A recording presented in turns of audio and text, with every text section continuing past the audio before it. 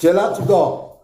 Tu es rentré en soudine là. Donc, taguez-moi la soeur, on prie qu'elle Je ne vienne. peux jamais dormir. Il y a des frères qui voulaient prendre la parole. Shalom, je vais saluer les Elias, frères Elias. Shalom, la voix de l'évangile. C'est pas la voix de l'éternel, mais la voix de l'évangile. Shalom à toi, Winer. Shalom, Sidi Faye. Bonjour. Professeur, bonjour. Shalom à toi. voilà. Si Elias, ne répond pas, vas-y. si ne répond pas, virez-les. Là. Merci. Elias, Merci, Fils suprême, de m'avoir donné la parole. Shalom tout le monde, shalom mes frères. Merci, pasteur. Voilà. Merci, pasteur, pour l'enseignement. C'était un bel enseignement. Je voulais juste... Ouais, vas-y, Elias. Voilà. Je voulais juste demander concernant la sœur là. Est-ce qu'elle a fait un débat et là, elle n'a pas trouvé l'argument ou elle a écouté des débats? C'est ça que je voulais savoir. Dans la vidéo, je n'ai pas de précision dans la vidéo. Mais elle dit qu'elle ne peut pas se défendre. Et puis le sujet de Jésus et Dieu, là, la fatigue, c'est ce que la vidéo dit. Donc c'est quand elle va venir là, si Dieu permet qu'elle vienne, on va lui poser toutes ces questions. frère, la voix. La voix. La voix, tu es là? La voix de ma foi, une fois. Regarde, taguez la sœur, taguez la sœur. La voix de ma foi, deux fois. Kobo. Taguez-la, Bon, moi. merci. Winner, après Sidi Faye, parce que lui, c'est un contradicteur. Soyez bénis, shalom pasteur, shalom à tous les frères qui sont sur le panel. En tout cas, j'ai écouté un peu la vidéo avec beaucoup d'attention. Et premièrement, ce que je vais dire à la sœur, c'est personnellement, après ce que j'ai entendu, pour moi, je pense que elle lit la Bible comme un roman. Parce que si tu lis la Bible et tu demandes l'Esprit de Dieu de pouvoir te montrer certaines choses, il y a beaucoup de choses que tu ne peux pas dire. Parce que l'Esprit de Dieu va te permettre de pouvoir comprendre à l'intérieur qui est Jésus. Tu vois? Le problème avec les chrétiens, avec certains chrétiens, c'est que ils voient juste la personne de Jésus, cet homme-là. Donc, ils se voient physiquement. Voilà, je suis un homme et tout ce que je fais, bon, c'est ce que Jésus a fait. Donc, bon, comment je peux conceptualiser le fait que cet homme-là soit Dieu? Voilà. Ou bien Jésus, quand il est venu sur la terre, il n'a pas dit « je suis Dieu ». Il n'est pas venu directement, il dit « je suis Dieu, adorez-moi ». Et c'est l'argument même qu'utilisent les musulmans. Je veux dire que pour pouvoir connaître quelqu'un, il n'a pas besoin forcément de dire ce qu'il est pour que toi tu le saches. Je prends un exemple. Si moi, je dis au pasteur, moi j'ai des étudiants que j'enseigne, ou bien j'ai des élèves que j'enseigne. Je ne suis pas obligé de dire que je suis un enseignant pour qu'ils sachent que je suis un enseignant, ou bien que je sais pas, que je suis peut-être un maître ou bien un professeur pour qu'ils me disent que je suis un professeur. Seulement à partir de ce que j'ai eu à dire dès le départ, il sait quelle est ma fonction. Jésus, il y a beaucoup de choses qui te permettent de pouvoir savoir qu'il est Dieu. Il y a un certain nombre de caractéristiques qu'il a dit, qu'il a présenté, que seulement Dieu a ces caractéristiques-là. Je vais vous prendre quelques exemples et puis je ne vais pas aller plus loin. Après, on va continuer peut-être quand la sœur sera là. Qui exauce les prières?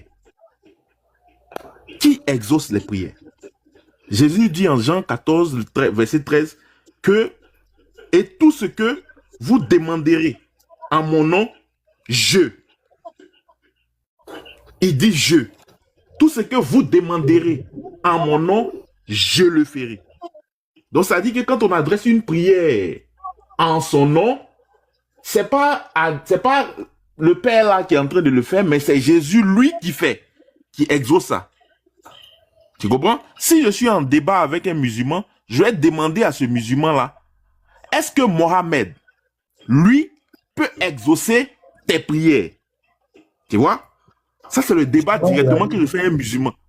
Donc, si le musulman un musulman ne pourra jamais me dire que Mohamed peut exaucer les prières. Il va dire que c'est Dieu seulement qui exauce les prières. Donc, dans ce passage-là, Jésus lui-même est en train de dire que c'est moi qui vais exaucer la prière que tu vas adresser en mon nom. C'est moi qui vais exaucer ça. Pour un homme normal et sensé, il va se dire que oui, ce monsieur-là, directement, est en train de se faire passer pour Dieu. Winner. Maintenant, Oui. c'est Jean 14, verset 13. Tu peux commencer même au verset 12 jusqu'au verset 14. Tu vas voir déjà. Là, Jésus Voilà. n'est plus sur la terre. Il dit que lorsque je retournerai vers le Père, tout ce que vous demandez, il n'est plus sur la terre et il exauce les prières. Donc, la question du frère Winner. Parce qu'il dit tout ce que vous demanderez à mon nom, je le ferai. Et il a répété ça au verset 14. Il a même dit afin que Voilà. le Père soit glorifié dans le Fils. Afin qu'on reconnaisse que le Père et le Fils sont un. C'est tout ce qu'il est en train de dire au verset 14. Il répète encore, si vous demandez à mon nom, je le ferai. Donc Jésus exauce la prière. Il exauce en tant que qui? Est-ce qu'un prophète peut exaucer la prière? Est-ce qu'on peut exaucer la prière? Il y a une Merci. deuxième Donc, chose encore qui vient. La deuxième chose que je veux dire, c'est qu'il y a une caractéristique qu'on dit le premier et le dernier. C'est-à-dire que quand tu viens te présenter pour dire que je suis le premier et le dernier, c'est seulement Dieu qui dit ça. Tu comprends? Si je prends Ésaïe 44, le verset 6, qui nous dit « Ainsi parle l'Éternel, roi d'Israël, et son Rédempteur, l'Éternel des armées. Je suis le premier et je suis le dernier. » C'est l'Éternel qui est en train de parler. Maintenant, on va aller sur Apocalypse 22. Verset 13. Apocalypse 22, verset 13. C'est Jésus qui est en train de parler là-bas.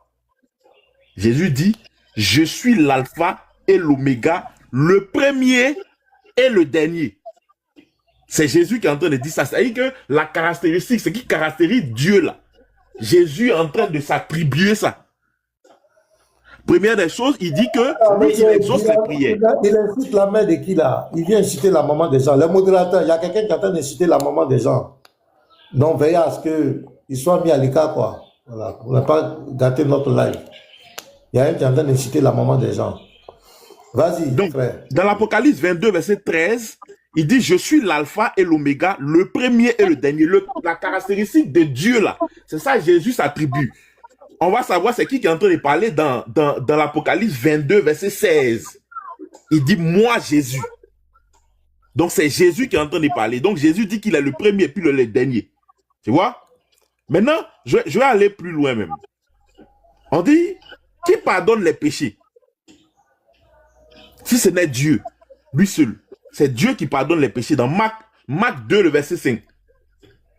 Jésus, voyant leur foi, dit au paralytique, mon enfant, tes péchés sont pardonnés. Donc Jésus pardonne les péchés. Donc lui, il pardonne les péchés de quelqu'un.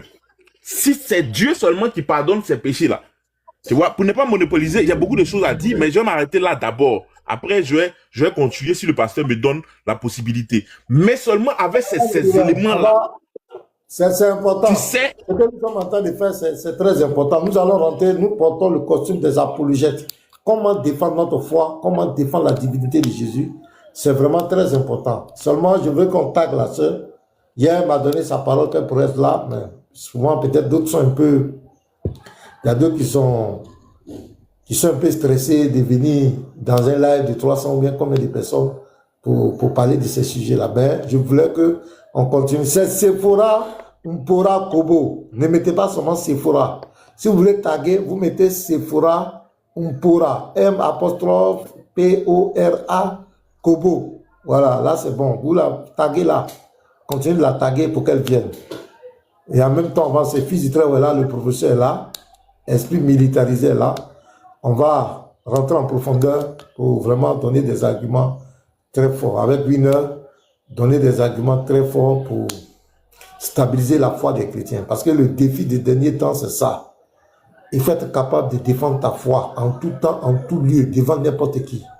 Comme Pierre l'a dit dans 1 Pierre 3, le verset 15, on doit être capable de défendre notre foi. Quand on nous pose des questions sur notre foi, le chrétien, c'est pourquoi tout chrétien est un apologète. Dès que tu es chrétien, dès que tu as reçu le Saint-Esprit, tu es un apologète. Parce que si tu adhères à un mouvement, tu es automatiquement défenseur de ce mouvement. toutes les attaques qui viennent. Donc quand j'entends certains chrétiens, ah, moi je ne débat pas à eux là, moi je ne parle pas à ceux-là, il ne faut pas les écouter. Quand j'entends certains pasteurs, non, ne débattez pas avec eux, moi je ne parle pas avec eux, moi je ne réponds pas, je laisse, c'est être ignorant ou bien c'est la peur.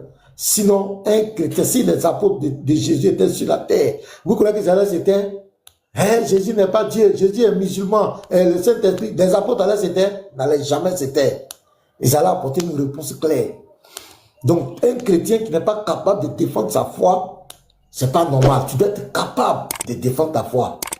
C'est même pas avec des pasteurs, ou bien prophètes, ou bien quoi. Mais le chrétien doit être capable. Et moi, je bénis Dieu. Voilà des frères qui sont des fonctionnaires d'État, des frères qui font leur business, mais qui font tout pour défendre leur foi. Et c'est très noble. Et ces frères doivent être encouragés.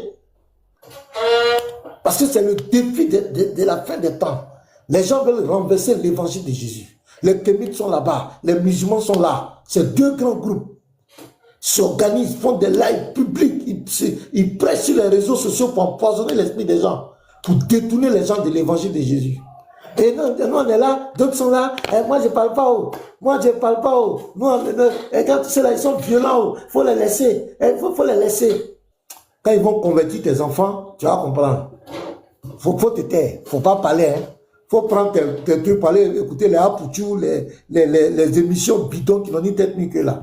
Faut pas faire l'apologie, faut pas défendre la foi chrétienne. Faut rester là, allez-y écouter les émissions bidons là.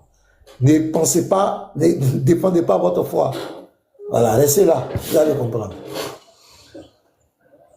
Ok, allons-y. Professeur, est-ce qu'il est là? C'est moi qui veux. Je suis là. Tu as la parole. Je voulais répondre à un commentaire là. J'avais voulu répondre à un commentaire. Vas-y. Voilà, le commentaire dit comme ça qu'il y a beaucoup de contradictions dans la Bible. Moi, je dis toujours, si l'homme ne trouve pas la parole de Dieu contradictoire, c'est que c'est pas la parole de Dieu. Parce que l'intelligence humaine n'est pas celle de Dieu. Donc le langage de Dieu, là, l'homme doit trouver ça toujours bizarre. Maintenant, c'est à Dieu de te révéler son langage, sa parole. C'est pourquoi nous disons que le Coran, c'est un homme qui a écrit le Coran. Le Coran provient des hommes, ça ne peut pas venir de Dieu. Parce que lorsque nous écoutons le langage du Coran et nous écoutons les prêches de Paul, soyons honnêtes, Paul est plus intelligent que celui qui a donné le Coran ou bien qui a écrit le Coran. Parce que Paul, il est tellement puissant, sage en parole, qu'on ne peut même pas faire cette comparaison. On peut pas suivre. Ça dit, c'est pas acceptable. Ça dit, laissons même le plan religieux, prenons seulement le plan intellectuel. Quand tu lis les écrits de Paul, et puis tu lis le Coran, c'est le jour et la nuit, hein. Ça moi je vous dis. Hein. Si Coran là ça vient de Dieu, c'est que Paul est intelligent, son créateur. Ça je le dis, franchement. Parce qu'il y a des incohérences pas possibles dans le Coran. Surtout lorsque Allah accuse par exemple les chrétiens de dire que Jésus est le fils de Dieu. Allah lui comprend ça autrement. Pourtant les chrétiens, ils sont dans leur logique. Allah lui voit Dieu en train de coucher avec femme. C'est comme ça qu'Allah voit ça. Et il lutte, il combat. Non, mais comment on peut dire ça même? Mais qui vous a dit que c'est ce que les chrétiens sont en train de dire? C'est un homme qui a écrit le Coran. Dieu ne peut pas faire ça. C'est un homme qui a écrit. Voilà. Ça, c'est la vérité. Il y a beaucoup d'incohérences de ce genre-là dans le Coran. Plein, c'est rempli même. Mais concernant la divinité du Seigneur Jésus, c'est logique. Hein? La Bible dit que dans le livre de Luc, l'épisode de là où, comment il s'appelle là même, j'ai un peu oublié son nom, qui devait... Voilà, Siméon, voilà, l'épisode de Siméon. Voilà, il nous dit comme ça que il sera sujet de contradiction. Voilà, il nous dit comme ça que le bébé qui va naître là sera un sujet de contradiction. Mais ça ne vient pas de Siméon, hein. Ça vient de Dieu lui-même. On va écouter ce que Dieu... Je peux lire le verset? Oui, vas-y, tu peux le lire. Luc 2, verset 34. Siméon les bénit et dit à Marie, sa mère, voici cet enfant est destiné à amener la chute et le relèvement de plusieurs en Israël et à devenir un signe qui provoquera la contradiction. Voilà ça. Voilà, donc, de l'autre côté, nous qui lisons... C'est une prophétie qui s'est accomplie, hein? Claire. Oui. Lorsque nous lisons les Écritures bibliques, ça nous réconforte dans notre foi parce que les prophéties ne font que s'accomplir. Et la réalisation de ces prophéties-là nous montre que la Bible est vraiment la parole de Dieu. Mais cela ne vient pas de Siméon, hein. Ce que Siméon a dit, ça vient, Ésaïe en a parlé. Dans Ésaïe chapitre 8, à partir du verset 13, voici ce qui est dit. Ça sent bien, tu dis. Oui, il faut lire pour moi. Ésaïe 8, le verset 13. Ce sont encore les arguments de la véracité de la Bible. Hein? C'est l'Éternel des armées que vous devez sanctifier. C'est lui que vous devez craindre et redouter. Tu as dit Ésaïe 8, 13. Hein? Et il sera un sanctuaire, mais aussi une pierre d'achoppement, un rocher de scandale pour les deux maisons d'Israël, un filet et un piège pour les habitants de Jérusalem. Verset 15. Plusieurs trébucheront, ils tomberont et se briseront, et ils seront enlacés et pris. Enveloppe cet oracle, scelle cette révélation parmi mes disciples. Voici un peu, c'est ça. Voilà, donc ici, on nous dit comme ça que c'est l'Éternel que nous devons craindre et redouter, mais on dit qu'il sera un sanctuaire. Chose bizarre. Lorsqu'on lit le verset 14, on nous dit « Et il sera un sanctuaire, mais aussi une pierre d'achoppement. » Bon, l'Éternel sera un sanctuaire, il sera une pierre d'achoppement. C'est ce que le texte nous dit explicitement.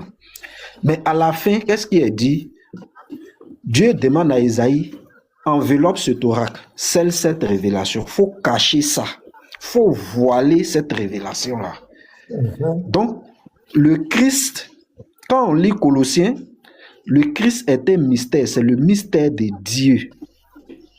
Le mystère qui est caché de tous les temps là, c'est Christ révélé. Et celui qui n'a pas vu le Christ révélé, il ne peut pas être sauvé. C'est pourquoi Jésus va nous dire, la volonté de mon Père, c'est que quiconque voit le Fils, ici c'est pas voir en tant que vision, mais c'est une vue qui est spirituelle. Quiconque voit le Fils, c'est-à-dire il faut comprendre, il faut connaître qui est ce Fils.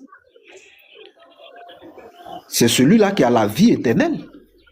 Mais si toi tu n'as pas vu le Fils, comment tu peux prétendre avoir la vie éternelle? C'est pas possible. C'est pourquoi lorsqu'on va lire le temple, le sanctuaire qui devait se révéler en Israël, mais qu'est-ce que Malachie va nous dire? Malachie à son tour, Malachie 3 premier. Il va nous dire quelque chose de capital.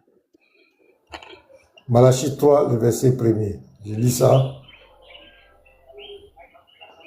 Malachie, voilà, Malachie 3, le verset 1er. Voici, j'enverrai mon messager, il préparera le chemin devant moi. Et soudain entrera dans son temple le Seigneur que vous cherchez. Et le messager de l'alliance que vous désirez, voici, il vient, dit l'Éternel des armées. Ici, c'est pourquoi nous disons la Bible, il faut prendre la Bible. C'est-à-dire, nous devons lire la Bible avec précaution. La plupart de ceux qui nient la divinité de Jésus et qui se prétendent être chrétiens, ils ne sont pas loin de devenir musulmans.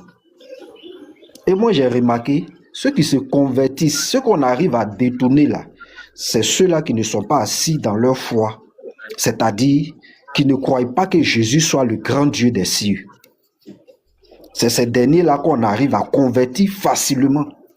Et c'est par ces choses-là que les musulmans passent. C'est par là que ces gens-là passent pour distraire. Tous ceux qui croient que Jésus est Dieu n'ont aucun problème Musulman ne peut même pas le distraire même. Il va passer par où? C'est pourquoi nous voyons sur la toile d'autres venir dire, est-ce que Dieu peut avoir pin? Est-ce que Dieu peut faire ceci? Est-ce que Dieu peut faire cela? Mais quand Dieu a créé l'homme là, il a dit que c'était bon, non? Est-ce qu'il a dit que c'était mauvais? Il a dit que c'était bon. Donc l'homme de nature est une bonne chose, c'est bon. Mais c'est l'homme qui s'est perverti. Il est la créature la plus merveilleuse. Dans le sens. Ouais. C'est l'homme lui-même qui s'est détourné, qui a désobéi à son créateur et qui a chuté. Sinon, l'homme, c'est la perfection. Parce que Dieu crée l'homme et puis il crée l'homme à son image. Mais qu'est-ce qui empêche Dieu de devenir cette image-là? Qu'est-ce qui peut empêcher Dieu? Vu qu'il dit que c'est bon. Donc, ce Dieu-là, quand il va devenir homme, là, il ne peut être que parfait. C'est pas un problème pour lui. Voilà, aucun problème pour lui. Mais je ne sais pas, ça gêne. Il y a des gens que ça gêne. Ça dit, eux, ils ont pine, ils ont honte de ça, ça les gêne. Donc, du coup, Dieu ne peut pas avoir ça. Et moi, je dis, vraiment, les gens doivent analyser les mentalités. C'est-à-dire, il ne faut jamais permettre que quelqu'un, ou bien une personne, que toi-même tu sais que tu es intelligent, que cette personne-là t'explique les Écritures. Quand vous voyez les allées là, en quoi ils sont intelligents, et puis ils vont vous convaincre. Diané. Et en quoi ces gens, qu'est-ce qu'ils peuvent vous dire de Dieu? Qu'est-ce qu'ils savent de Dieu? C'est eux, des illettrés comme ça, c'est eux qui vont convaincre quelqu'un. Les frères, ne confiez pas vos âmes à ces hommes-là. Ne confiez pas, parce que lorsqu'ils lisent la Bible, les interprétations même qu'ils donnent là, mais même un enfant ne peut pas faire ça. Quand on lui pose la question, par exemple, en Colossiens 1,15 à 17, le même va te dire oui. Hein. Tu vas aller suivre dans une autre vidéo, il va te dire non là-bas. Dans l'autre vidéo, il te dit non. Dans une autre vidéo, il va te dire non. Mais un homme qui n'est pas stable, qui voit fesses dans une petite fille de 9 ans, il voit fesses, il voit sein. Quelqu'un qui n'est pas stable là, s'il te parle de Dieu, comment tu peux écouter? Les frères, ne vous laissez pas distraire par ces gens-là. Ce sont des pervers. Ils sont pervers. Ne vous laissez pas distraire par ces gens-là. Donc je vais chuter par un dernier verset. Je vais chuter avec un dernier verset et puis je vais laisser également les autres frères s'exprimer. Mais ce qui est bon à retenir, c'est que Jésus, c'est la manifestation de Dieu. Depuis l'Ancien Testament, Dieu s'est toujours manifesté. Dieu, nous savons très bien que Dieu est immatériel. Il n'a rien à voir avec ce que nous pouvons, que l'homme peut s'imaginer. Mais Dieu là, n'a pas abandonné ses enfants. Il n'a pas abandonné sa création, sa créature, il ne l'a pas abandonné. Donc il se manifeste lui-même, pas quelqu'un d'autre, lui-même en personne se manifeste. Et les gens appellent ça souvent la Shekinah, la théophanie. Et cette théophanie-là a toujours agi depuis l'Ancien Testament jusqu'à, c'est-à-dire de Genèse à Apocalypse, ça ne parle que de la théophanie de Dieu, la Shekinah de Dieu. Et cette Shekinah-là, c'est Jésus-Christ. Je vais lire un dernier verset dans Ésaïe chapitre 40. Ésaïe 40, à partir du verset 1er. Voici ce qui est dit. Ce verset-là me plaît très bien. Voici ce que Dieu va dire. Consolez, consolez mon peuple, dit votre Dieu. Je veux que les gens puissent écouter Dieu. N'allez pas écouter Diané. N'allez pas écouter Ismaël Aka. Laissez-les. Ils connaissent rien. Ils connaissent pas Dieu. Ils ne savent rien de ce qui est Dieu. Rien. Ils n'ont aucune information sur Dieu. C'est Dieu lui-même qui parle. Écoutez ce que Dieu dit. Consolez, consolez mon peuple, dit votre Dieu. Parlez au cœur de Jérusalem et criez-lui que sa servitude est finie, que son iniquité est expiée, qu'elle a reçu de la main de l'Éternel au double de tous ses péchés. Ce que je vais lire là, c'est ce qui m'intéresse. Ce que je vais commencer à lire maintenant, c'est ce qui m'intéresse. Une voix crie, préparez au désert le chemin de l'Éternel.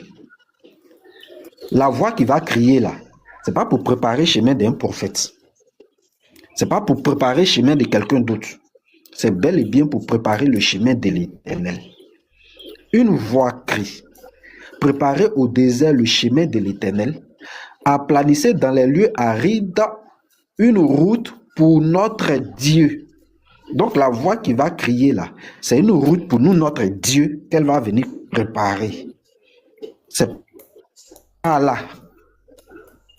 Ce n'est pas là. Nous sommes véritables ici. Lui-même Attends, dit c'est le dans prophète sa qui bug ou bien c'est le live qui bug? Je continue. Il me semble que c'est toi qui bug, hein, parce que je vois que souvent tu te bloques. Je ne sais pas. Ou bien si c'est moi, je vais descendre pour remonter. Je ne sais pas. Alors, c'est que ça doit être moi. Vas-y. C'est que ça doit être moi. Vas-y, professeur. Ça doit être moi. Attends, on dit c'est lui. C'est lui qui...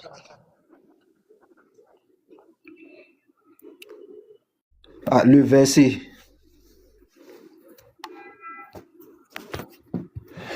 Bon, j'étais dans Ésaïe 40. C'est Ésaïe chapitre 40. Ah, on dit c'est moi qui bug. Hein. Bon, si c'est moi, je vais me muter. Non, c'est pasteur qui bug un peu.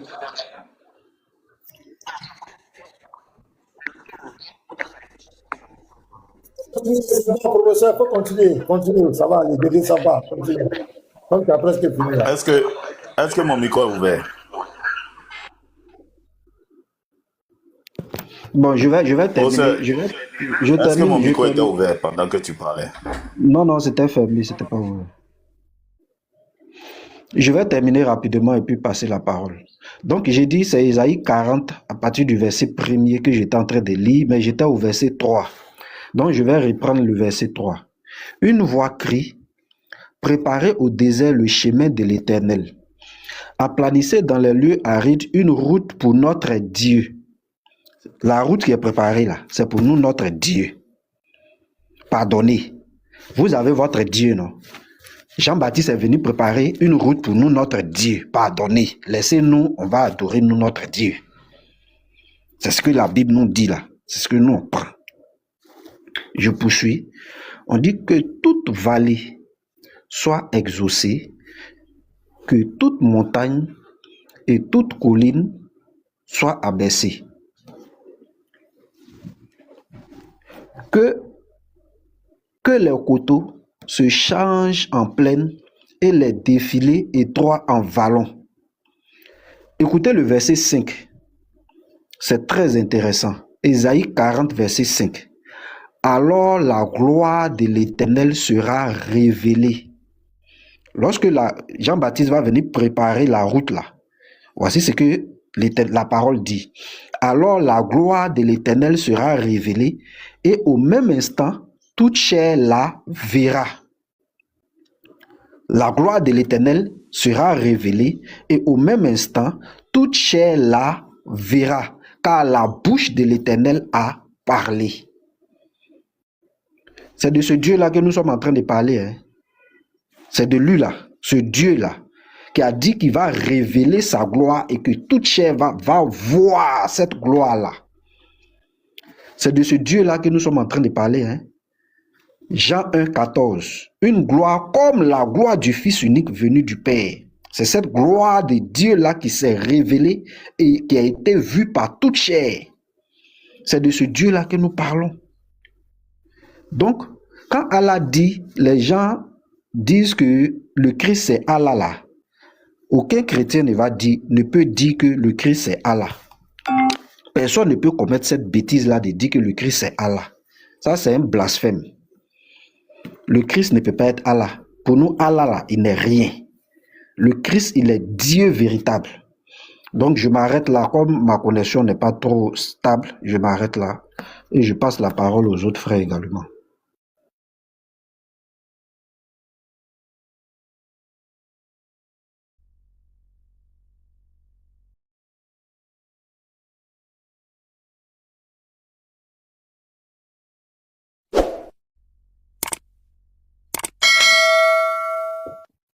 On a dit quelque chose. Vas-y. Attendez, donnez-moi une minute. Désolé, Sidi, tu vas prendre la parole tout de suite. Pasteur, ce que moi je voulais dire concernant la divinité de Jésus, vous voyez, c'est un problème réel.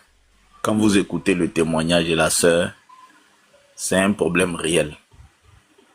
Quand vous regardez les débats que nous avons, quel verset on n'a pas cité face aux musulmans? Regardez même les débats qu'on a avec même nos frères catholiques.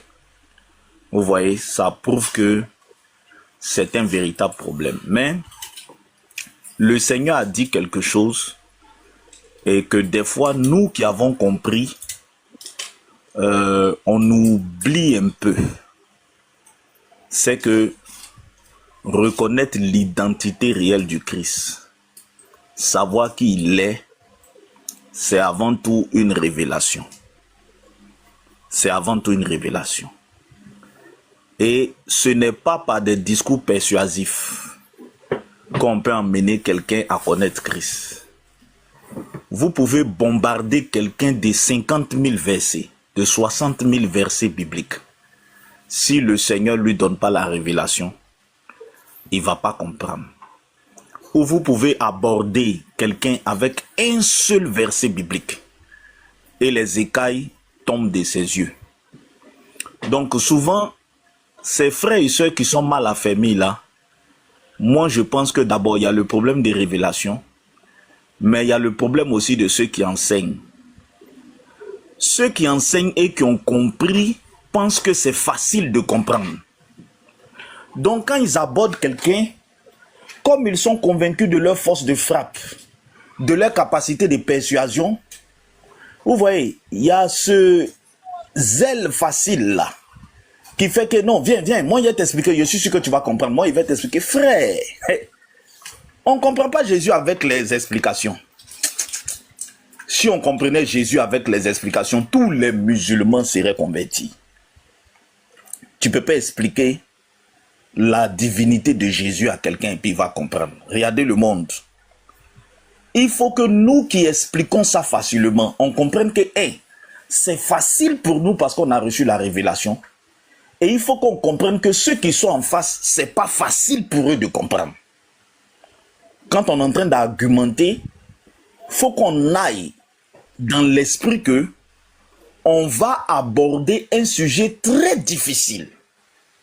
Très difficile. Et donc, il faut y aller avec beaucoup de tact, beaucoup de méthode. Pasteur, regardez le jour où on a fait le panel, où vous m'avez aidé, on a récité les versets, et puis vous avez dit aujourd'hui même, on dirait que c'est aujourd'hui même que nous tous on comprend bien. Mais moi, il y a des gens qui m'appellent pour reprendre l'explication que j'ai faite sur votre panel, pasteur. J'arrive pas à répéter. J'arrive pas à répéter. Je suis obligé de leur renvoyer la vidéo. Je suis obligé de leur renvoyer la vidéo. C'est-à-dire, quand moi-même je regarde ce qui s'est passé sur votre panel aujourd'hui, je vois que ce jour-là, vraiment c'est le Saint-Esprit même qui est venu nous expliquer encore à nous tous la divinité. Vous voyez, pour vous dire quoi, ce n'est pas du tout facile. Souvent on est bien content, celui qui vient, je vais lui expliquer la divinité de Jésus, il va comprendre. Et puis nous on descend, lui là c'est un négateur, c'est parce qu'il ne veut pas comprendre. Et puis on est là, c'est un faux type, il est malhonnête. Non, il n'est pas malhonnête, pasteur. Matthieu 11, 27. Qu'est-ce que Jésus-Christ a dit là-bas? Il dit, pour paraphraser, personne ne connaît le Père si ce n'est le Fils et celui à qui il veut le révéler.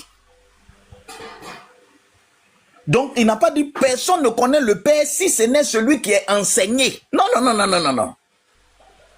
Il dit personne ne connaît le Père si ce n'est le Fils et celui à qui il veut le révéler. Donc, avec des divinités de Jésus là, tu ne vas comprendre que si Jésus-Christ lui-même veut te révéler. On va faire 5 heures, 4 heures de temps. On va réciter Genèse à l'Apocalypse. Pour nous, c'est évident. Hein? Je vois les frères, quand ils récitent les versets bibliques, souvent je suis muté, puis il dit, comme ils ont reçu la révélation aujourd'hui, ils ne comprennent pas que le chemin pour arriver là où ils sont là est très long pour ceux qui ne sont pas encore là-bas. Donc, ils pensent que, des fois, nous tous, hein, on pense que c'est pas des discours persuasifs. Non. C'est pas révélation. C'est pourquoi, quand des personnes ne comprennent pas, la première des choses, c'est de prier le Seigneur. Et lui dire, Seigneur, révèle-toi. Les versets que nous récitons ne sont qu'un canal, mais en réalité, celui qui a compris a déjà reçu la révélation dans son cœur. Quand la parole vient, elle n'est que la manifestation de cette révélation qu'il a déjà reçue, qui est un acte spirituel qui se passe dans la conscience de l'homme. Vous voyez, c'est pourquoi, pasteur, on ne peut pas enseigner la divinité de Jésus à quelqu'un. Si c'était facile à enseigner, il n'y allait pas avoir des trinitariens, il n'y allait pas avoir des, je ne sais pas moi, des quoi. Non, ce n'est pas facile du tout. Donc je veux dire aux frères, quand quelqu'un a un problème de divinité de Jésus, prions beaucoup pour cette personne. Prions, moi je pense que c'est le plus important. Il faut beaucoup intercéder, beaucoup prier pour ces personnes. Et des fois, ce n'est pas la multitude des versets. Des fois, c'est 1, 2 versets clés. Et le Seigneur utilise ça, il fait la révélation dans l'esprit de la personne et c'est fini. Voilà ce que je veux dire. C'est ma contribution. Voilà. Ce que tu dis est la vérité. Mais l'enseignement aussi est très important parce que Dieu aussi peut se saisir de l'enseignement pour se révéler en même temps.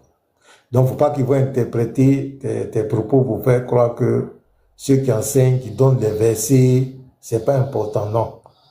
C'est-à-dire que les deux sont complémentaires. C'est-à-dire que c'est dans l'enseignement aussi que Jésus peut ouvrir l'esprit de la personne pour que la personne comprenne.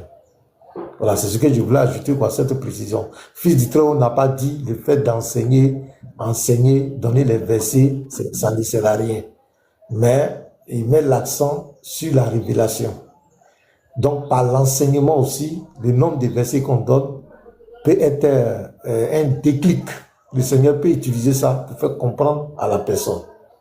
Donc, il faut équilibrer ça aussi. Donc, c'est un peu ça. Donc, dans l'enseignement, il y a d'autres qui sont là et puis disent « Ah, j'ai compris ».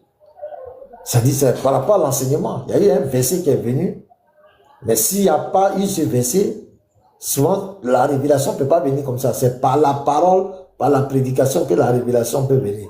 Mais il encourage à plus prier, à beaucoup prier. Ben, s'il n'y a pas de prière, s'il n'y a pas l'action du Seigneur aussi, ça dit c'est difficile. Voilà ce qu'il veut dire. Mais il n'a pas dit que le fait qu'on fasse des panels, on enseigne sur la divinité de Jésus, on donne des versets, c'est nul. Et que maintenant on doit arrêter pour aller prier. Et puis on s'était. Non. L'enseignement est très important, peut être un canal par lequel le Seigneur va passer pour éclairer les gens. Voilà, c'est très important. Il y a beaucoup, moi j'ai reçu des messages beaucoup, c'est par vos enseignements que j'ai compris la divinité de Jésus. Ouais, même Fils Très Haut, il avait fait son développement, c'est là que beaucoup ont dit, ah, on a compris.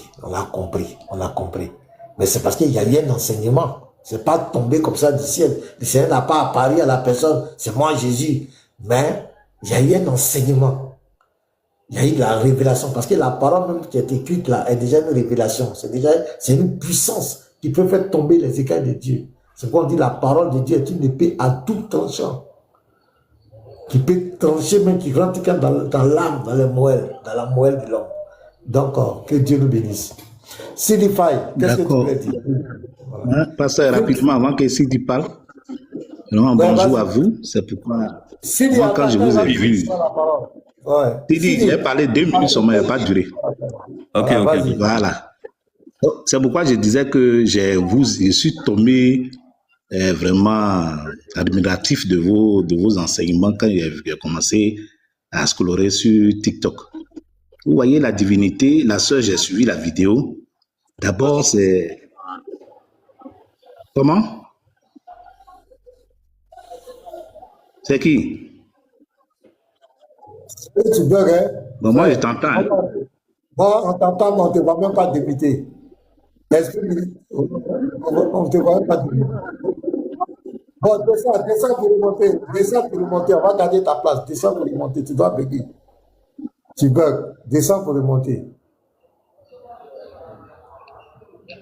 Même maintenant, il est descendu. Moi, je le vois toujours en haut. Hein. C'est que c'est moi-même qui bug ou bien. Les gars, tapotez le live. Tapotez, écrivez bon live, bon live, bon live. Ah, il est descendu maintenant. Donc, il va remonter. Vas-y, homme de Dieu. Vas-y. Alors, donc, je disais que le Fils du Suprême m'a arraché des mots dans la bouche, c'est ça. Mais en même temps, je suis d'accord avec le pasteur, nous sommes au temps de la parole. Les temps que nous traversons là, c'est les temps où il faut beaucoup enseigner. Je ne tire pas sur la démonstration, sur les délivrances, sur les dons spirituels, non. Mais je dis qu'aujourd'hui, pour que nos frères, nos sœurs soient outillés dans la parole de Dieu, il faut qu'il y ait des enseignements. Des enseignements, par exemple, aujourd'hui, sur le salut, sur la divinité de Jésus. C'est le temps de la parole. La Bible dit toute chose va passer, mais la parole demeure. Donc, il faut qu'on reste beaucoup sur la parole. Et s'il y a des prédicateurs, je sais qu'il y en a plusieurs, c'est le temps d'enseigner sur la doctrine même chrétienne. Parce qu'aujourd'hui, quand on regarde sur TikTok, si tu n'es pas assis sur la doctrine, avec qui tu ne connais pas les bases de la doctrine chrétienne, tu vas te faire facilement avoir par des gens qui jouent au ping-pong avec des versets bibliques, qui sont en carême et qui ne passent pas leur temps à méditer leur Coran, mais qui prennent la Bible pour faire passer les heures pour aller manger après. Voilà, il faut être assis. Parce que les gens, quand j'écoute la sœur, bon, si elle était là, on allait lui demander d'abord, peut-être on va me dire non, mais pourquoi on va demander sa communauté? Parce que tout ça, c'est important. Si on a des Bibles, qu'on les ouvre seulement que le dimanche, pour regarder le verset que le pasteur ou bien le prêtre va aborder, on ne peut pas être calé pour aller faire un débat avec un musulman qui aujourd'hui, qui ont des fascicules, où ils ont écrit des choses, il suffit de regarder. Bon, j'entends, Timothée, tant, et puis ils interprètent avec des philosophies humaines. Moi, je pense que c'est des thèmes sensibles qu'il faut apporter avec beaucoup de réserve. En même temps, je suis d'accord, il faut les enseigner. Il faut les enseigner pour que beaucoup apprennent et que aussi, après avoir enseigné, il faut prier. Il faut prier pour qu'on ait la révélation. Parce que si on a enseigné, il y a des gens, tu vas beau te tuer, enseigner, l'évidence saute aux yeux, mais ils font semblant de ne pas entendre et ils font ce qu'ils veulent. Voilà, parce qu'ils sont déjà carrés dans la tête. Moi, je trouve que aussi le problème de l'islam, il y a beaucoup d'hypocrisie. Il y a beaucoup d'hypocrisie. Moi, je mets la main dans le plat. Il y a plein parmi eux qui connaissent la vérité. Il y en a même qui sont des disciples nocturnes. Ils se cachent, ils vont dans les églises pour prier, ils viennent là, ils demandent des prières des hommes de Dieu. Mais en groupe, ils ne peuvent pas assumer. C'est comme des Nicodèmes. Ils viennent la nuit, là, ils parlent. Voilà. Et puis ils se cachent après. Donc beaucoup, mais comme c'est dans un cadre communautaire, familial, donc c'est beaucoup difficile pour plusieurs d'entre eux de se convertir réellement parce que on les menace, parce qu'il y a beaucoup de choses, on les prive, mais on dit bon, si tu acceptes de partir ailleurs, on va te tuer. Ça peut être une mort financière, une mort sociale, une mort même physique, même il y a des envoûtements, etc. Alors, quelqu'un disait dans le commentaire ici, oui, vous adorez un Dieu qui est un kiki. Ben, moi j'ai appris ici que dans le paradis musulman, des gens vont rester tout le temps bandants et qu'ils auront 70 femmes. Donc, si là-bas, l'acte sexuel est légalisé, qu'on peut là-bas se réjouir et que les prémices de ce qui va se passer, ce qui fait que la jeunesse abuse des boissons très fortes, donc où est le problème? La Bible dit que la parole s'est faite chair et elle est venue parmi nous. Donc si elle s'est faite chair, c'est normal qu'elle ait tout ce que la chair a. Donc moi, je ne vois pas de scandale. Et nous assumons l'humanité du Christ. On n'a jamais nié, on n'a pas honte que Christ est venu, qu'il ait eu faim, qu'il soit fatigué, qu'il ait marché.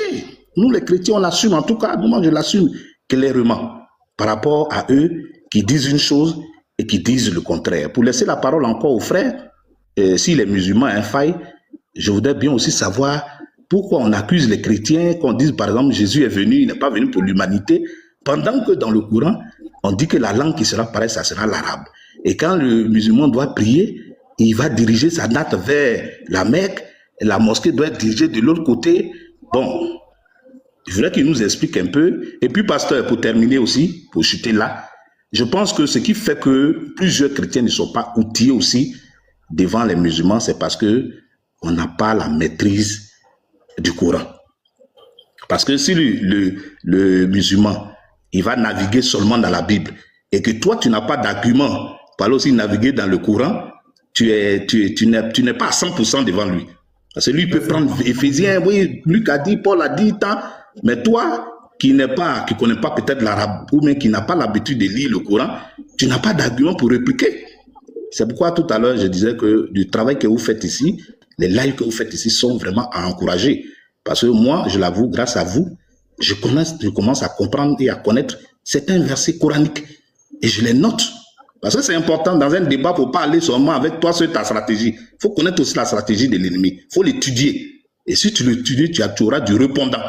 Mais quand tu as toi sur ta stratégie, tu connais toi sur ta Bible, c'est bon.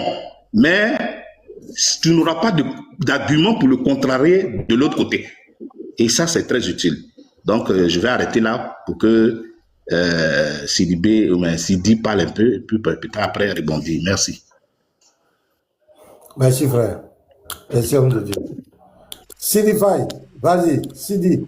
Oui, bonjour à tout le monde. Je salue à tout le monde. Parce que je suis là, après lui, vraiment, je souhaiterais qu'on me donne la... Après, tu prends la parole. Allons-y. Comme il y a beaucoup de chrétiens qui ont parlé, ils parlent et puis après, tu prends la parole militarisée. Vas-y, Sidi. Qu'est-ce que tu veux dire? Moi, je suis monté tout simplement pour que je puisse bien comprendre des choses sur la religion. Et j'ai quelques questions, s'il vous plaît, à vous poser. J'aimerais tout simplement aussi que, puisque j'ai plusieurs questions, j'aimerais que vous notez mes questions afin de pouvoir répondre à chacune de mes questions. Allons-y, on t'écoute. D'accord. Donc, ma première question est, si Jésus-Christ exauce les prières, donc pourquoi lui-même prier Dieu? Parce que la logique des choses dit, si quelqu'un prie, il ne peut pas être lui-même qui exauce les prières. Ça, c'est la première question. La deuxième question... Non, on va répondre à un. On va répondre à un. Et puis, on va c'est bon? Tu ne veux pas qu'on se pète. Voilà, tu as posé la première question. Nous, on a dit que Jésus exauce les prières. Maintenant, pourquoi lui-même il priait Dieu? C'est pas ça, ta question? Effectivement. Ok, merci. Donc, on va t'expliquer. On va t'expliquer avec la Bible, tranquillement. Donc, le verset où il exauce, c'est Jean 14, à partir du verset 12. Voilà ici. En vérité, je vous le dis, celui qui croit en moi fera aussi les œuvres que je fais.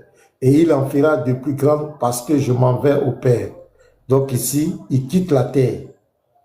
Il retourne dans l'éternité où il est quitté. Maintenant, c'est là qu'il dit, et tout ce que vous demanderez en mon nom, je le ferai, afin que le Père soit glorifié dans le Fils. Fait qu'on reconnaisse le Père dans le Fils et le Fils dans le Père. Si vous demandez quelque chose en mon nom, je le ferai. Donc ça, c'est au futur.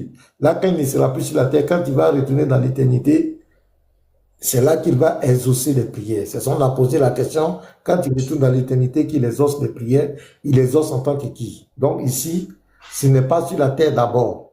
Là, il n'est plus sur la terre, il retourne dans l'éternité. Maintenant, pourquoi Jésus priait? On prend Philippiens 2. Philippiens 2, à partir du verset 5 jusqu'au verset 7. Ayez en vous les sentiments qui étaient en Jésus-Christ, lequel était de condition divine, qui n'a point regardé comme une proie d'être égal avec Dieu, mais s'est dépouillé. Condition divine, égale avec Dieu, donc il est Dieu. Mais s'est dépouillé lui-même en prenant une forme de serviteur, en devenant semblable aux hommes et ayant paru comme un simple homme. Donc ici, au verset 6, Jésus est pleinement Dieu. Il se dépouille, oui, il s'abaisse volontairement, il devient semblable aux hommes. Donc quand il devient un homme sur la terre, il doit manger comme un homme, il doit parler comme un homme, il doit se comporter comme un homme, il doit prier, pour montrer que l'homme doit prier. Tu comprends? Donc, c'est pourquoi on dit, ayez les sentiments qui étaient en Jésus. Ça dit qu'il faut le copier. Il vient, Jésus était une école à ciel ouvert. Il vient nous montrer une ligne de conduite par excellence. Donc, étant sur la terre, il doit prier pour nous montrer qu'un homme doit prier. C'est pourquoi même il a été tenté, pour nous montrer qu'un homme doit être tenté. Tu as vu, non? Il a joué tous les comportements qu'un homme peut commettre, mais peut avoir. Mais comme il est Dieu, l'essence qui en lui est Dieu, il n'a pas commis de péché. D'accord, mais dans la Bible, Jésus-Christ, il dit que ta volonté soit faite, pas la mienne. Il montre ici qu'il dépend de Dieu. Mais pourquoi en étant Dieu, on doit dépendre d'un autre Dieu? Merci. Et tout ça, c'est lorsqu'il était sur la terre. Il est venu jouer le rôle d'un prophète, d'un messager, d'un homme. Donc un homme doit dépendre de toujours quelqu'un. Tu comprends? Quand tu parles de que ta volonté soit faite, ça, il était sur l'homme, il était sur la terre, il s'est dépouillé. La parole est devenue chair. La parole joue le rôle d'un homme sur la terre. Donc, il doit employer le langage d'un homme. Un homme doit dire que ta volonté soit faite, pas moi ma volonté. C'est comme cela. Parce qu'il est venu jouer un rôle clair. Il est devenu semblable aux hommes. Donc, il fait comme l'homme. Mais son essence est divine. Une autre question. Oui, ça fait 2. Comme Jésus-Christ est Dieu, donc normalement, il doit avoir la volonté et être capable de tout. Mais en étant Dieu, pourquoi lui-même il a besoin de prier, comme on a dit en première, et de manger, et de dormir, et d'aller aux toilettes? Bon, le verset toilette là, est-ce que tu peux me montrer le verset où Jésus allait aux toilettes? Parce qu'on est là pour les Écritures. Hein. Oui, oui. Tu peux... Mais vous êtes d'accord qu'il mangeait? Vous êtes d'accord qu'il mangeait? Oui, ça c'est écrit. D'accord. Comment on peut manger? Est-ce que scientifiquement, il est logique qu'on mange? Donc, tu es pas forcément dans la science, mais dans ce qui est humain. Quand on mange 3 fois par jour ou 4 fois par jour sans aller aux toilettes ou boire de l'eau. Est-ce qu'il est écrit que Jésus allait aux toilettes, honnêtement? Non, mais celui qui n'a pas aux toilettes, il n'a pas besoin de manger. Attends, écoute-moi. Tu n'as pas le verset où il est écrit qu'il allait aux toilettes. Donc, on met ça là, on met ça à côté. Tu n'as pas de verset. Parce que nous sommes là pour les Écritures. Voilà, tu n'as pas de verset où Jésus allait aux toilettes. Tu n'as pas. Donc, c'est que... Non, mais moi, ce que je veux faire comprendre, c'est que... Bon, Eddie, s'il va aux toilettes, il ne va pas aux toilettes, ça fait quoi? Mais ce n'est pas écrit, laisse ça. Est-ce que j'ai fui tes questions? Je n'ai pas fui tes questions. Mais je vais t'apprendre parce que tu es un croyant aussi. Tu es musulman, tu as ton livre de foi, tu as ton Dieu. Quand on va arriver là-bas aussi, là, il ne faut pas dire est-ce que... Non, moi je fais une question. Moi, je suis prêt à répondre à toutes tes questions. Mais d'abord, je me dis... Dans le Coran? Non, je me dis tout simplement que quand qui que ce soit mange 3 fois par jour et boit, mais si je pouvais me permettre de ne pas aller aux toilettes, j'aurais aussi le pouvoir de me permettre de ne pas manger. Pas de la philosophie. Parce que le fait de manger et de boire, c'est des besoins. J'ai dit, est-ce que tu as le verset où Jésus allait aux besoins? Réponds-moi. Et puis on va avancer. Est-ce que tu as le verset où il est écrit que Jésus allait aux besoins? Mais les besoins, quand on dit besoin, c'est que manger et boire fait partie des besoins. C'est ça votre affaire. Tu as posé des questions. Est-ce que moi j'ai refusé de te répondre? Non. Mais il faut être honnête. Est-ce qu'il est écrit dans la Bible que Jésus allait aux besoins? Réponds-moi. Est-ce qu'il est écrit? Mais il y a certaines choses qu'on n'a pas besoin qu'on nous dit. Est-ce que c'est écrit? Est-ce que moi, en tant que personne, je suis obligé de vous dire que je pars aux toilettes? Attends, ça commence à m'agacer. Pourquoi tu ne peux pas être honnête dans ta vie? Pourquoi tu ne peux pas être honnête? Est-ce qu'il est écrit que Jésus allait aux besoins? Oui, il est écrit. Non, il n'est pas écrit. Tu ne peux pas répondre à ça? Je vous ai répondu. Je répète ma question. Est-ce que dans la Bible, est-ce qu'il est écrit, il y a un verset qui dit que Jésus allait aux besoins? Réponds-moi. Donc, pour vous, Jésus n'allait pas aux toilettes, c'est ça? Parce que ce n'est pas écrit. D'accord, ce n'est pas... Je vais te faire descendre. Non. Je suis très honnête, je suis aux règles. J'ai attendu plus d'1 heure de temps juste pour ne pas truquer ce genre de choses. D'accord, je respecte le règlement du... Dans la Bible où il est écrit que Jésus allait aux toilettes. Est-ce qu'il est écrit? Ce n'était pas écrit. Ce n'était pas écrit. Donc maintenant, attends, ce qui n'est pas écrit là, il faut laisser. Pose ta question. Vas-y. Et puis on avance. Donc ma question, donc sur la logique des choses pour vous, quand la personne ne mentionne pas qu'elle part aux toilettes, c'est qu'elle ne va pas aux toilettes, c'est ça? C'est pas ma préoccupation. J'ai dit, si c'est pas écrit, concentrons-nous sur ce qui est écrit. Est-ce que c'est un problème? Est-ce que c'est un problème? C'est pas écrit, allons-y. Il n'y a pas un problème. Moi, est-ce que ta première question, j'ai refusé de répondre? D'accord. Ok. Une autre question. On va passer cette question alors. On va passer. Voilà. Donc allons-y. Il ne faut pas rentrer dans des choses, puisque tu es un croyant aussi. Si on te fait la même chose sur ton Dieu, tu ne vas pas accepter. Tu vas me dire, montre-moi où c'est écrit. Ou bien c'est pas comme cela? Non, c'est pas comme ça là. Mais de toute façon, on va passer ça. Donc, déjà, combien de questions que tu m'as posées? Moi aussi, je vais te poser les mêmes questions en islam. Sur ton Dieu, on va voir. Non, moi, je peux vous répondre. Tu vas répondre aux questions. Bien sûr que je vais vous répondre, mais laissez-moi terminer mes questions parce que je suis... Je vais te poser 3 questions. Tu as posé 3 questions. Laisse-le te poser 3 questions pour que ce soit égal. Non, moi, d'abord, je n'ai pas peur du tout. Vous pouvez poser n'importe quelle question, malgré que... Non, malgré que je ne suis pas un savant. Je ne suis pas un savant. Je suis monté pour apprendre quelque chose sur votre religion. Je me permets de poser des questions, si vous le permettez. Il n'y a pas de problème. Tu es venu nous contredire. Si quand tu ajoutes des choses qui ne sont pas écrites, tu es venu apprendre quoi? On n'a pas dit que tu es savant. Parce qu'il faut poser 2 questions. Vous êtes parti. Voilà, 2 questions. Moi, voilà ma première question. Voilà, on va aller un peu. Je prends d'abord, je vais sur la... Aidez-moi, hein. Sourate 2, verset 2. Le frère, mais esprit militarisé, aide-moi. On va avancer vite. Pasteur, je n'ai pas le Coran ici sur moi. J'ai que le Coran dans mon téléphone. Moi, je vais lire. C'est le livre au sujet duquel il n'y a aucun doute. C'est un guide pour les pieux. Donc, esprit militarisé, voilà. C'est un guide pour les pieux. Donc, le Dieu de l'Islam dit que le Coran est un guide pour les pieux. Il n'y a pas de doute dedans. Sourate 3, verset 96 à 97. On va voir quelque chose. Jésus. Ok.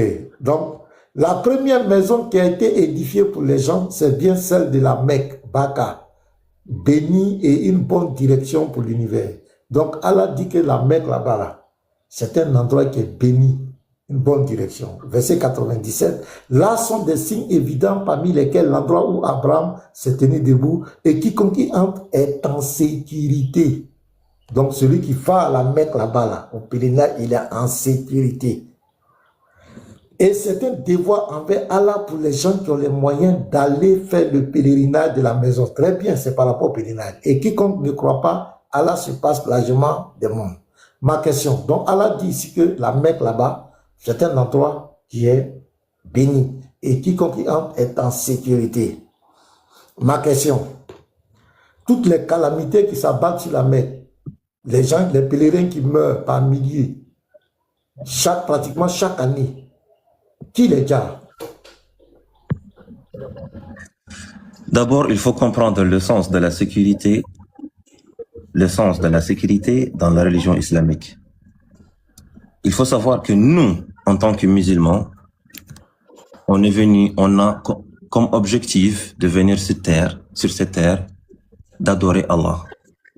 Donc, on ne considère pas la sécurité que nous demandons, ce n'est pas celle sur cette terre, en fait. Parce qu'on est venu pour objectif d'adorer, et nous savons que le fait de se retrouver sur cette terre, ce n'est que pour appliquer ou passer par notre devoir pour aller dans l'au-delà. Pour être jugé tardivement, pour être jugé dans le jour de la résurrection. Comprenez? Donc, quand on parle de la sécurité, quand on parle de la sécurité, on doit d'abord croire que quiconque va mourir, quiconque aura un destin, mais personne ne sait où est-ce qu'il va mourir. Quand tu sais que tu vas mourir, et que si c'était pour nous dans la logique que dans la Mecque, tout on est en sécurité, on ne meurt pas là-bas. Mais tout le monde va aller là-bas. Pourquoi moi j'habite ici? Je dis qui les déjà, qui met fin à la vie de ces pèlerins là, les calamités, le soleil qui tue les gens, qui tue les gens, les grues qui tombent sur les gens, les terroristes, les attentats, toute la foudre qui tombe, les inondations. Qui fait ça? Qui fait ça aux pèlerins? C'est ce que je demande. Je vous ai répondu clairement. Je vous ai répondu clairement. Je vous ai dit que il faut écouter la réponse, s'il vous plaît. Parce que en étant croyant, nous savons très bien. Je dis qui fait ça? Qui les déjà? Qui ôte la vie aux pèlerins là? Qui les déjà? C'est qui les déjà? C'est lui-même qui les a créés. Donc je veux connaître le nom. C'est qui les déjà? C'est qui fait toutes ces calamités là? Le Créateur lui-même, et c'est lui le seul qui a droit de le faire. Donc c'est Allah qui fait toutes ces calamités-là, qui fait tomber le soleil qui brûle les gens, la grue qui tombe. Ah ben tu penses que c'est qui a créé le soleil? Moi, je pose la question, c'est qui? Faut faire bien sûr, c'est Allah, mon frère. Bien sûr, c'est Allah. Allah qui garde les pèlerins. Après avoir dit que le lieu est un endroit béni et quiconque y est en sécurité, Allah piège les musulmans pour les djahs. Donc le musulman dit que c'est Allah qui tue tous ces pèlerins. Mais si je te demande à toi, est-ce qu'il s'agit d'un lieu où il n'y a pas de soleil? Est-ce que sans le soleil? Laisse-le poser sa deuxième question, s'il te plaît. Deuxième question, faut te calculer. Sourate 39, verset 43 à 44. Voilà. Donc c'est Allah qui les garde. Ah! Il dit, venez, c'est béni. Vous êtes en sécurité. Et puis il les bombarde. Donc, ça veut dire qu'en réalité, Allah les a menti, que c'est un endroit de sécurité. Bon frère. Sinon, il est en train de dire que son Dieu est un menteur. C'est lui qui vient de dire. Hein. Vous voyez, son Dieu a dit, s'il te plaît. C'est que vous n'avez pas, s'il te plaît, écoute la surat que le comprendre les choses. C'est dit, est-ce qu'on peut s'écouter? Excusez-moi de vous dire. Est-ce qu'on peut s'écouter? Non, faut écouter. Dans ce que ton Dieu a dit tout à l'heure là, il a dit que l'endroit là est un endroit de sécurité. Si tu n'écoutes pas, il va te faire descendre. Et qu'il est béni. Maintenant, toi, tu dis que ton Dieu, les gens qui sont là-bas, c'est lui qui les tue. Donc, ça veut dire que l'endroit là n'est pas un Dieu de sécurité. Donc, pour toi, être en sécurité, c'est de ne pas mourir. C'est ça la sécurité. Être en sécurité, là, hein? Écoute-moi, monsieur. Être en sécurité, là, il y a l'hypothèse de la protection des vies dedans. Non, tu ne peux pas omettre ça. Non, pas du tout. Monsieur, mais en tant que créateur, moi je ne peux pas te dire en tant que créateur que je. Attends, on va avancer. Non. Il a déjà dit que c'est son Dieu. Il a déjà dit que c'est son Dieu qui fait ça. Donc son Dieu leur dit que c'est un endroit qui est béni. Ils sont en sécurité quand ils vont au pèlerinage. Donc le pauvre musulman qui prend son sac, qui s'en va, faut t'imiter, il faut rester tranquille. Faut pas, c'est pas maintenant que tu vas devenir désordonné. Quand on parlait pour Jésus là, on était calme. C'est pas maintenant tu vas te démiter à tout bord. Donc son Dieu dit, il fait une promesse. Il dit ce lieu-là, c'est l'endroit le plus béni. Deuxièmement, il dit que c'est un endroit de sécurité. Donc il rassure le pèlerin. Donc le pèlerin qui prend sa valise, son sac pour aller là-bas, dans sa tête, il va pour rêver. C'est quoi quand ils viennent, ils sont en joie. Quand ils viennent là, ils font des fêtes. Parce qu'il a réussi son hajj. Personne n'a dans sa tête d'aller là-bas pour aller mourir. Ça, c'est pas vrai. Mais les calamités, toutes ces calamités, les bousculades, les attentats à la bombe, les terrorismes, les grues qui chutent, la foudre, les inondations, le soleil qui tue les gens, il dit que c'est son Dieu qui fait ça. C'est fini. Nous, on a pris bonne note. Voilà, donc on avance. Donc pour nous, ce n'est pas un endroit béni. Un endroit où on va mourir comme des mouches là. Ce n'est pas un endroit béni. Ça, tu ne peux pas faire avaler ça à quelqu'un. Jamais de la vie. Un endroit, non, ce n'est pas possible. Ce n'est pas un endroit béni. Deuxième question. Sourate 39, verset 43. Ont-ils adopté en dehors d'Allah des intercesseurs?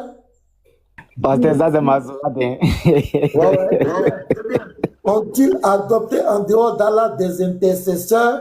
Dit quoi? Même s'ils ne détiennent rien et sont dépourvus de raison. Donc Allah dit qu'en dehors de lui, il n'y a pas d'intercesseur.